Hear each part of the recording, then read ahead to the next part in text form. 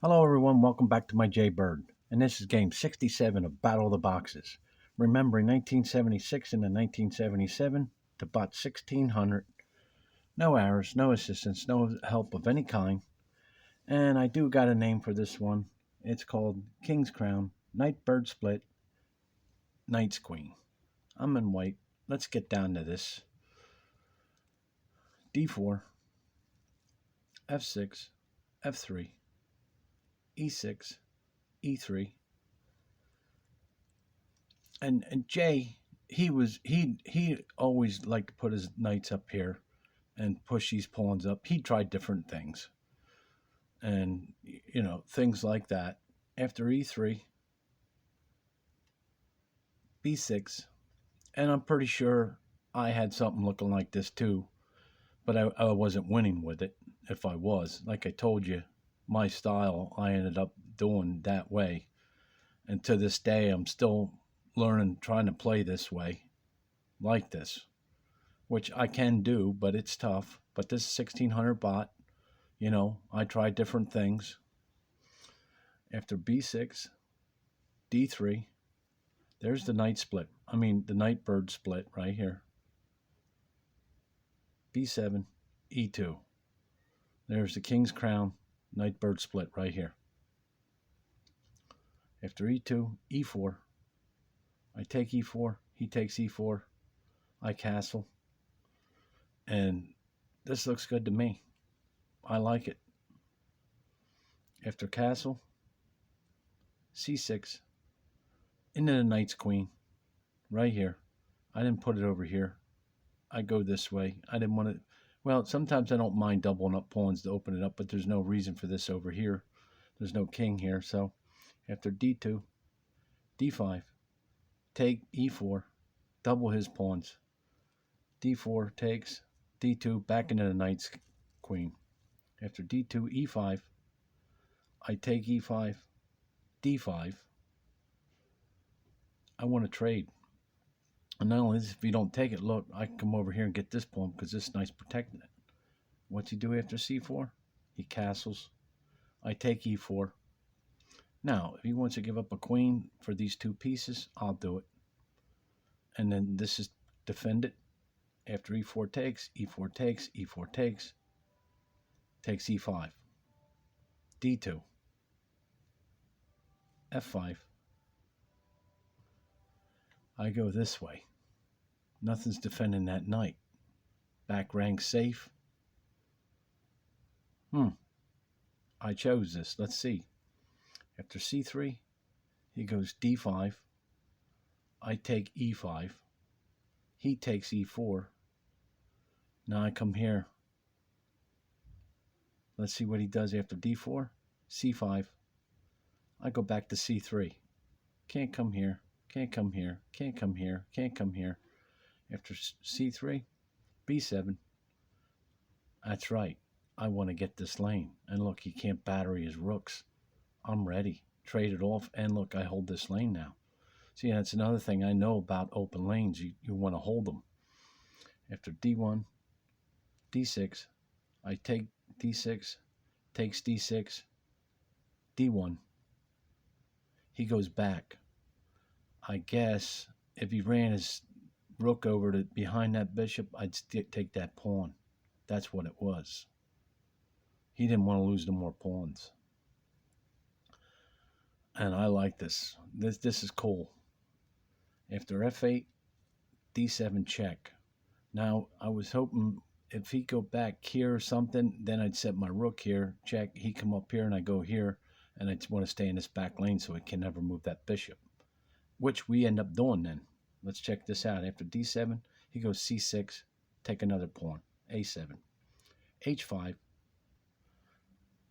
A8, B7, E8, and I see a free pawn. Can I get it? After E8, C6, I take the pawn, E4, another pawn. He goes B5. I'm going back here. His rook, he should have took this out to get his rook out. Oh, still worried about this pawn. I'm on a white space. No discoveries. So it'd end up suffering itself over that pawn. After b5, e8, b4, d2, g5, c3, g7. Of course, I'm going to take that rook h8, takes h8, h3, b5, g4, g4 takes, g4 takes, c4, e4, takes c3, takes c3. Now, I probably should have took with the bishop, but then he'd take with his, probably his bishop, and then get the pawn, and then this pass pawn.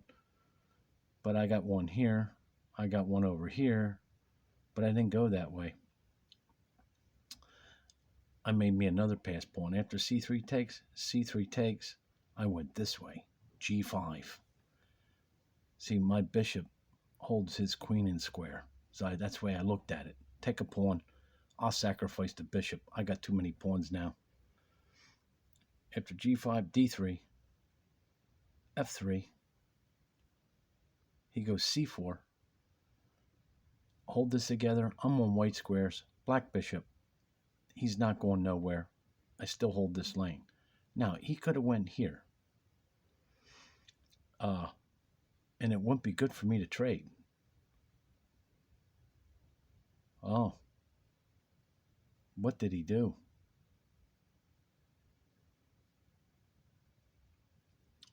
Yeah, I just saw that now. What did he do? After g2, he goes b2.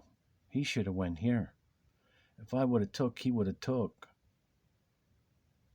He could have got that queen in there, because I don't think I could have went this way and come back, because he holds that lane.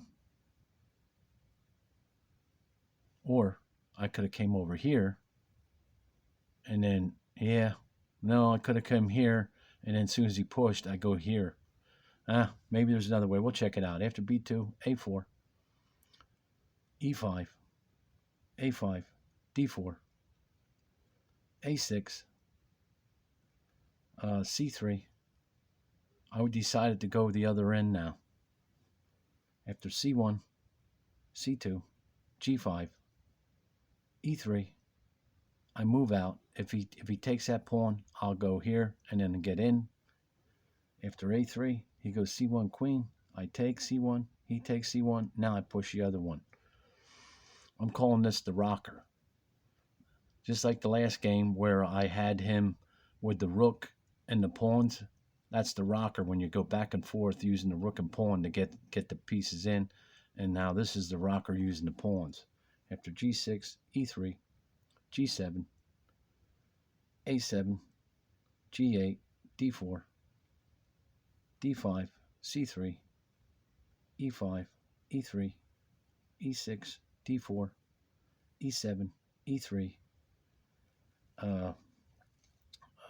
e8, d4, c8, d3, e4, d2, and that's game, c2. Let's go back to that one point and see if we can see if, where'd he go?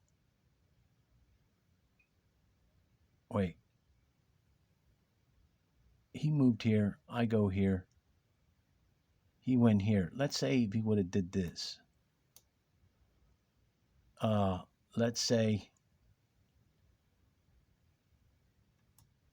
I would go here. He can't go here, I'll just take it. And then if he decide to push, I still come over here. He can't block off the king's travel, and if he leaves, I'm going to push his space. No, he couldn't have done it. He couldn't have done it that way. There's no way he could have done this. He's going to lose. Okay, so that don't work. All right, let's go back to where it was. But the game went on like this way. So he couldn't get it. I was sacrificing that bishop no matter what. And the game goes on.